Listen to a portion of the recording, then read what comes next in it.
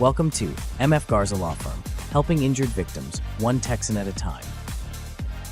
Hello and welcome to MF Garza Law Firm, helping injured victims one Texan at a time with Miguel F. Garza, founder of the MF Garza Law Firm. My name is Kevin Rosenquist, and today's episode is Case Closed, the critical evidence that makes or breaks personal injury claims. Miguel, welcome back. Very good to be here. Thanks. Good to see you again, sir. Yeah, I'm glad I didn't scare you away after the first episode. Not at all. Not at all. All right, well, thanks for joining us. I always appreciate your time. Let's start here.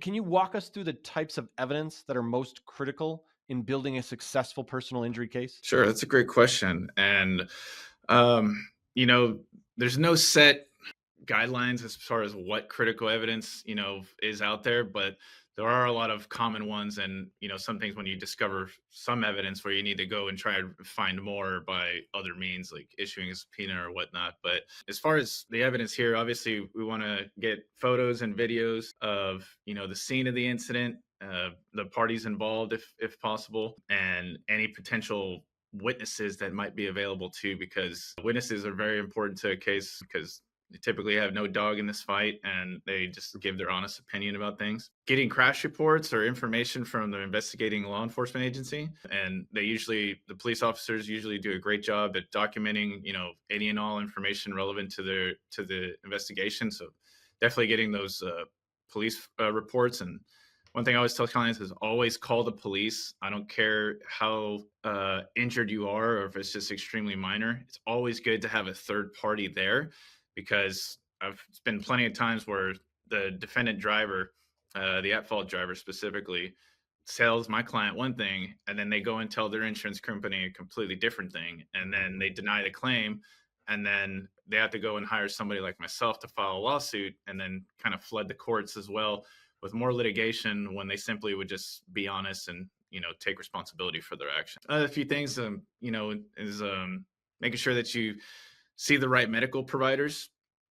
As a plaintiff's attorney, we can help guide you and at least point you to the type of providers that you may need to see or need, and help them give you an honest assessment of what you really have, and then getting those medical records and analyzing them. And then depending on the severity of the wreck, maybe hiring another expert like a life care planner to dictate how much treatment this person is going to need in the future. So establishing what type of medical injuries you have, the severity of it, and acquiring those documents to help substantiate that is really what helps proves up a case and gets the client compensated. You mentioned police reports. I know there's situations sometimes where the police might not come, even if they're called, if it's not a serious incident. In that situation, do you recommend that people go and file a police report with their local police station? I don't necessarily recommend it, but I'm not against it.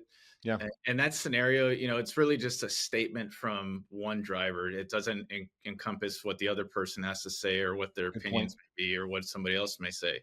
One thing I do tell clients though is, because nobody wants to be in a wreck. Usually people are, sympathetic and have empathy towards what this person's going through if they're at fault, but then once they talk to their insurance company or a defense lawyer, then their attitudes may change. So one thing that I usually tell my clients is if the police won't go to the scene or it's just taking too long and the other driver wants to leave, tell them that if you agree to admit on a video that you are the cause of this accident and I didn't contribute to it, then I will agree to that and not have the police come or, let you go.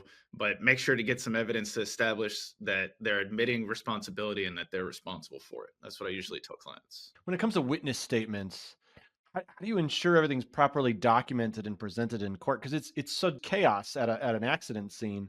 So are there certain things that you do to make sure, or that you recommend people do to make sure that witness testimonies are documented? Yeah, always try to, if you're able to, of course, always try to talk to any witnesses that may be there. There's been countless times in cases where I've represented injured Texans that the witness, an independent witness, can make or break the case. I had a trucking accident involving a piece of earth moving equipment. It was basically a large excavator that intruded to a lane, and there's an 18-wheeler next to him. And anyways, my client ended up getting into collision with the excavator and the 18-wheeler. And In this case, there was a witness that was behind my client's vehicle to the right that saw everything. And in that case, the truck driver was trying to say that there was lights on at the scene. They had cones out, they had notices or like warning signs, like hey, construction zone or whatnot, and they didn't actually do that. And we learned that from the witness later on, and it really made the trucking company and the truck driver look horrible when it came time to resolve the case. It was just like, do you want to take this to trial with this bad evidence and this witness statement for somebody who has no dog in this fight that just simply helped my clients? Or you want to take roll the dice and go to trial and see what a jury will do? So witnesses play a very, very important role. And if you can get their contact information, I don't not necessarily want to say a photo of them, but at least like give us a description, so we can possibly reach out to them. And, because I personally will call independent witnesses and ask if I can get a statement from them, or, what information they may have, or if I can potentially have them testify. They play a very, very big role. When it comes to, obviously, if someone's hurt, go to the hospital, go, get an ambulance, whatever, that goes without saying. But your adrenaline's flying, you're really jazzed up, you're scared, you're nervous, you're whatever. Sometimes pain can not really come for hours or even days. Do you think that people should go to a get checked out, kind of no matter what, just to be safe? Absolutely. And I think you nailed it on the head when you said that there's adrenaline going, and some people may not realize that they have pain or they are injured or whatnot because the adrenaline's pumping. And it's not until several hours later, or even days later, that you start feeling the effects of the wreck. Absolutely. One thing that these insurance companies do is they evaluate claims through a computer program. They're not, looking at it like a juror would. They're not looking at it like an independent witness would, or a lawyer. They're just looking at a computer program that has facts from the accident and injuries, and it spits out a number and says what they're willing to offer. So Mhm. one thing these insurance companies always do is say that if you didn't go to any type of medical provider within 24 to 48 hours of the wreck, they're immediately going to say, you're not injured. We're not going to compensate you that much. Now, that could change during the course of the case and how the injuries may progress or develop. But that's pretty much defense tactic 101, is like, oh, you didn't go to the emergency room, or oh, you didn't even see a doctor after this. You must not have been hurt. And you can always obviously say the truth. Like, I was full of adrenaline. I had my kids in the car. I needed to Right. get them home. Yeah, my focus was elsewhere. Yeah. Yeah, Mhm. exactly. Totally. Other things that are much more of a priority to them than their health at the time. That's why I think it's always tell clients that at least go see somebody, not necessarily an emergency room at a full blown hospital, but at least some type of urgent clinic, primary care physician, or other type of medical facility that can see you in a timely fashion, because documenting your complaints and what happened and the reason for it is very, very important to the case. Yeah, absolutely. And I played a lot of sports in my life, and there's been definitely times where later I'm like, oh, what happened? Like I didn't even know I was hurt, and because you're jacked up, you're playing, and yeah, it totally makes a lot of sense. Can you talk also about some of the expert witnesses that you bring in, like an accident reconstructionist, a medical professional, and how they contribute to the case? Sure. I'll start with the medical professional, since we were kind of talking about the injuries that kind of developed later on. So I love a good segue. yeah, so basically, at least through physicians that I've deposed, such as board certified orthopedic surgeons, life care planners, PhDs, a lot of injuries that, if it's not a major accident where there's like broken bones or severed legs or anything like that, or even a death, usually the injuries are soft tissue injuries. So an X-ray or a CT scan is not going to show that information. Right. You need to get an MRI. MRI shows soft tissue injuries. I had a doctor one time that I deposed, uh, talk about the spine.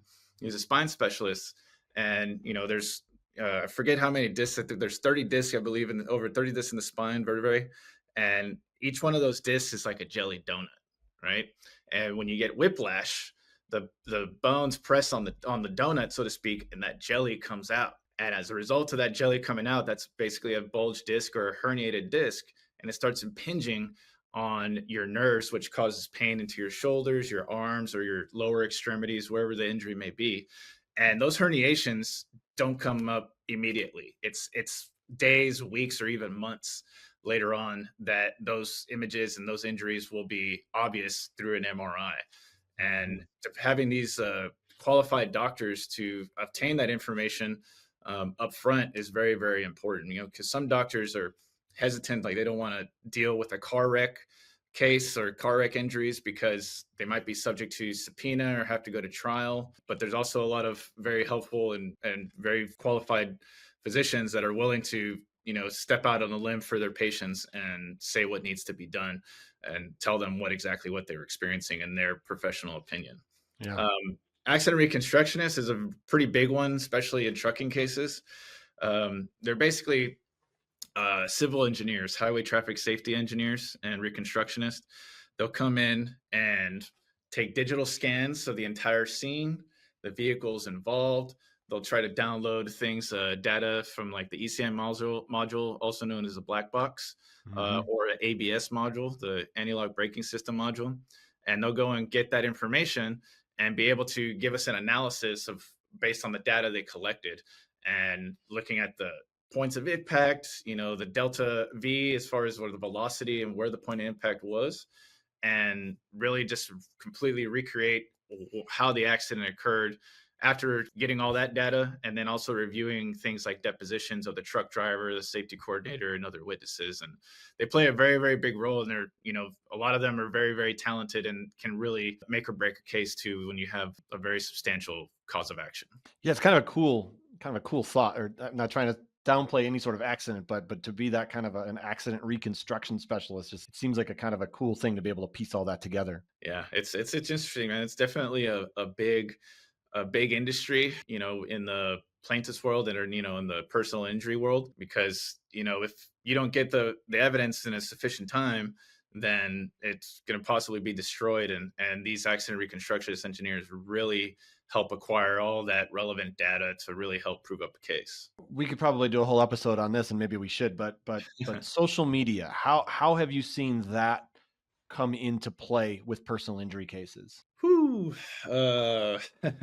Good question. So kind of talk about both sides, both like social media concerning my client and social media concerning a truck driver, for example. You obviously don't want to say that you're injured and pursue a claim, and then post videos on social media of you playing basketball or football or, wakeboarding or water skiing or snowboarding, whatever the case may be. That can make or break a case too. And, I've had that happen before where, a client did post something on social media, and look, once it's on social media, it's out there for everybody to see. And if the client or the plaintiff in this case goes and deletes that video, then that is what's called spoliation of evidence. And because they knew it was bad and they basically spoliated it so the jury can't see it later on. So it's never good. And, a judge will give a spoliation instruction at trial should that occur. Wow. But they've also been very helpful on our side, the plaintiff side, to hold the trucking company or the truck driver accountable. For example, I came in on a trucking case. I was involving a Canadian trucking company, and the driver was going from Mexico all the way up to Canada, and they're a Canadian-based company, so they didn't follow all the US DOT regulations and federal regulations that they're required to do. And I was brought on the case a little late. And so I wasn't able to preserve evidence like getting the driver logs, doing a black box download or from the ABS or the ECM module. And what was great in that case was that the truck driver was very active on social media. Everywhere he stopped, he took pictures and videos and posted them on his Instagram. Pictures of him drinking with friends, pictures of him doing another delivery somewhere where he told his employer that he was somewhere else, but the video proves that he's a liar and didn't tell them the truth. So I was able to piece together all of what he had done in terms of when and where and how and what he was doing at the time, and really hold him accountable. And in some cases, kind of prove that they may have some type of other issue, like from alcoholism or, suffer from some type of other, medical condition that may be relevant. And, so that's one thing that how social media can really affect. Social media could really make or break a case too, in my opinion, if it's not properly preserved, because had I not gotten that social media screenshots from that truck driver in that case, I don't think we would have gotten the settlement that our client wanted. And we were able to get something that was very, very good to fairly compensate her, and she was very pleased. Kind of sounded like the truck driver was on like a little road trip extravaganza across the U.S. Yeah, I'd say that's extremely accurate. And like I said, he documented everything from Canada down to Mexico and everything in between. So Wow. it was a great timeline that I was able to use, and I was able to, lay the foundation. Like, okay, what were you doing on this date? What were you doing at this time? What do you usually do? And basically caught him in a lie, saying like, "Oh, Mhm. well, this is different from what you said earlier, isn't it?" And then, when you're seeing the defense attorneys on the side putting their head down like this, you know that you're making some good headway We're in the making case progress. and, Yeah. and helping out. So, that's always a good indicator. But yeah, social media is very important. Do you recommend to your clients when you start a case? Do you say anything about social media? Do you say like, hey, maybe take a break or don't post anything? Do you educate your clients? Absolutely. I actually Yeah. have a form that I have my clients review indicating, the risks of using social media. And again, we're not trying to stop anybody from living their life, posting, photos of their family or whatnot. But, posting stuff on social media can just be taken out of context to the average person, 100%. and that can definitely be misleading, depending on what the video shows or, what the comments say.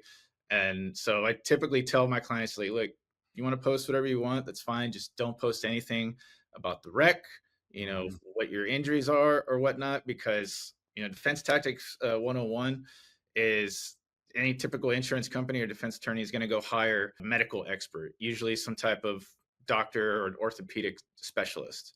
And then they're going to come in and say that, look, well, based on what he was saying here, and what the medical records show perhaps, and then the video of him, this person still performing physical activities, really shows me that he's not as injured as he says he is, and we're going to use that against him at trial.